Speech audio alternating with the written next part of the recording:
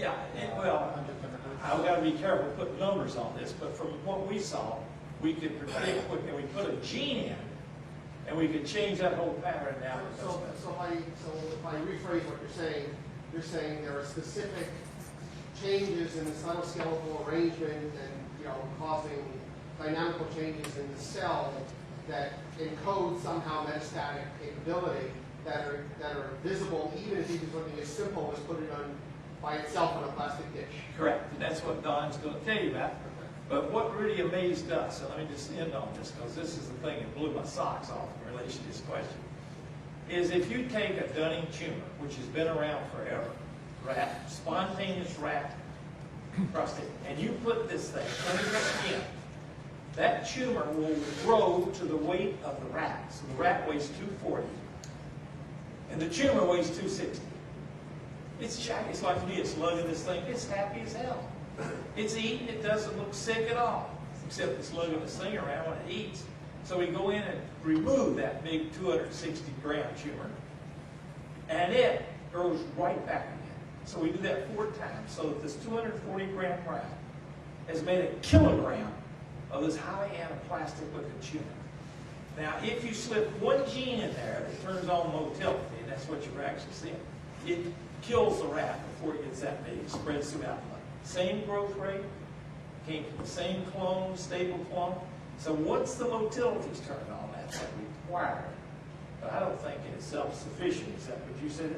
But in that model, it just went right through and killed it. So that's why I say the motility and finding out where the information is there is important. But this is far. Now, what about analytics? Why did this great big thing? Well, the tumor just kept growing. It didn't kill itself and dissolve away. But when these things pull loose, they sure kill it fast. Yes, ma'am. Does the tumor always stop growing in 260? Could you have a control? The tumor stopped growing at 260 or some natural. No, it just gets. No, let me tell you. The reason I don't bring those photographs is this the most hideous photograph with a tumor that big. So I had one. I had a 6-pound tumor on my shoulder. It's a lipoma. And it grows gigantic. And finally the doctor said, you can't walk around here looking like Notre Dame. You got to have that thing popped out. So they walked over, sliced it open, and popped out on the table like a tangerine. But it's not metastatic. And they knew that. Maybe grapefruit. Great. Did you have one last question? It's not a short one.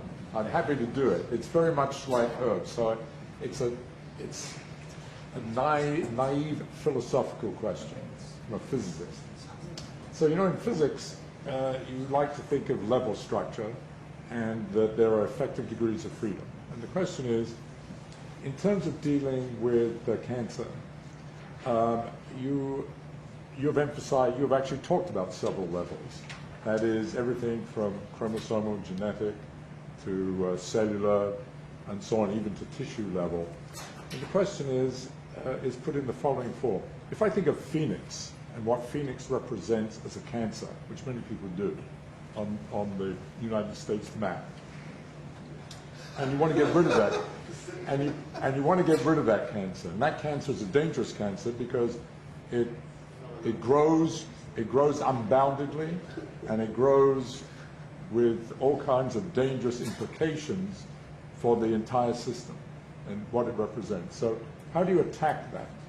Well, it started, of course, with individuals, but that's not really the origin of Phoenix as a cancer. Phoenix as a cancer is systemic, right? It's a systemic problem. Is there any analog to that in what you're talking about? That is, in relating that to the underlying fundamental structure. Okay. You understand that? You understand what the question? Yes. It's very much like herbs, actually. Yeah, I think I do. Collective behavior, as distinct from reductionistic individual behavior. Yes. Yes, that's going to be part of the theme here. But what I would direct you to is this week's Nature, which looks at pancreatic cancer, one of the wildest ones of all these for rearrangements and things. And they find out that, and you'll see it on my handout back there, that it goes on vacation. It's not we don't know what the numbers are here, but for 10 years this thing can be around. And just look at the October 28th issue of Nature, big story in there, about how the metastatic comes on later as a blow up of one of these clones. Not a surprise to you, right? That you have all these cancer cells, and they're not going to do anything. And boom, here comes one off that just eats you up. Okay? And we go back, and they're all from that clone, the ones that kill you. He and others have done that. Realize they're from one clone, but the clone is crazy. See, I'm getting that? So we don't know where that happens. But the thing that gives me great hope is melanoma is one of these things that can kill you, right? And you can make a normal cell, quote, from a melanoma nucleus. I don't know how that works, but I don't know how Lance Armstrong, with metastasis to his lung, to his brain, and to his liver, spitting up blood and on death's bed. And he is not unusual. 70–80% of those people get that result. He's treated, and he's out winning 7 Tours. Other people who would die within 2 years or 1 year are now 20 years later playing golf. So we have to take those successes, and that's what Guess the group are trying to do, and find out what is it about that tumor that allows that to happen. So I don't know about patterns, but I can tell you, those things do have some problems in methylation and rearrangements.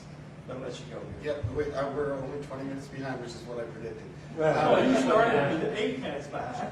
No, so there is clear examples of collective behavior in cancer, with cancer cells, which we can talk more about at the breaks, but they exhibit cooperation theory, you know, the whole cooperative behavior of mutualism, and it's clear that they help each other grow, they share resources, and that's also true of the cancer cell and the host cells in setting up these. So is there a kind of ecology of cancer? Yes, there's tremendous ecology along at a local microenvironment level, you know, sort of the Yellowstone level as well as the entire biosphere level. For example, this is my favorite topic, so I got to shut up quickly. For example, you can see a cancer in a primary, and you can see that it sends out signals to set up pre-metastatic niches, and then they get to the niche, engage the host. Because that was the image I immediately got from your first. Yes, that was actually, exactly the image. I took that slide out of the next slide on that talk is cancer as an ecosystem.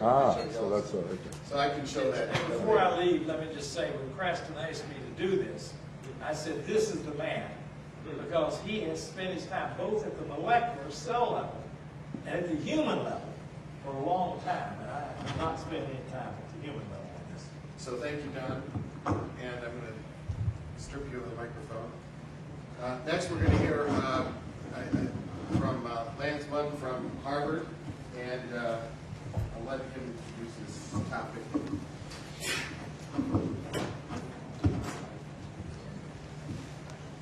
Yeah, well, you can't stop. No. I didn't think you wanted to